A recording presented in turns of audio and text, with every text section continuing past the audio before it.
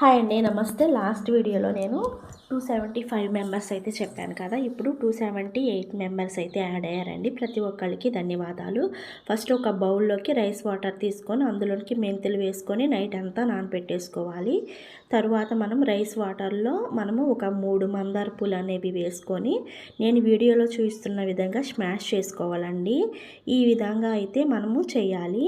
ఇప్పుడు మనము నైట్ అంతా నానబెట్టుకున్నటువంటి మెంతులు ఉన్నాయి కదా, వాటిని అయితే మనము స్టవ్ అనేది ఆన్ చేసుకొని ఒక 5 మినిట్స్ పాటు మరిగించుకోవాలి. మనము హెయిర్ గ్రోత్ కావాలనుకున్నప్పుడు ఇలా కొంచెం కష్టపడితేనే మనకి ఫలితం అనేది వస్తుందండి. ఇప్పుడు మనము వేరొక బౌల్ తీసుకొని అందులోనికి 1 గ్లాస్ వాటరు, అలానే 2 spoons flax seeds, 1 spoon rice అనేవి యాడ్ చేసుకొని ఫ్లాక్స్ సీడ్ జెల్ అయితే మనం ప్రిపేర్ చేసుకోవాలి. ఇప్పుడు ఈ జెల్ ఉంది కదా, ఈ జెల్ అనేది మనం ఆరాలండి.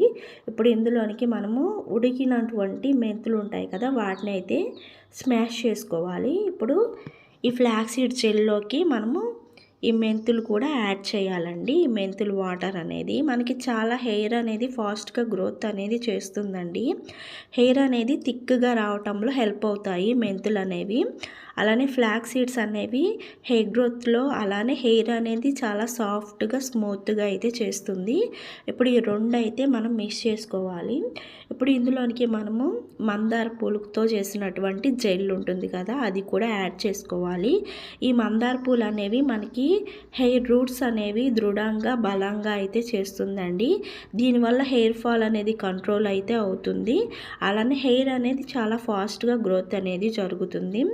మన టిప్స్ అనేవి ట్రై చేసి కంపల్సరీగా కామెంట్ అయితే చేయండి. ఎందుకంటే మన టిప్స్ అనేవి 100% అయితే వర్క్ అవుతుంది. అలానే మన ఛానల్ని సబ్స్క్రైబ్ చేసుకుంటున్నటువంటి ప్రతి ఒక్కరికి ధన్యవాదాలు. మనం హెయిర్కి అప్లై చేసి ఒక 1/2 అవర్ తర్వాత హెయిర్ వాష్ అయితే చేయాలి. వీడియో నచ్చితే లైక్ చేసి సబ్స్క్రైబ్ చేసుకోండి. Thank you for watching.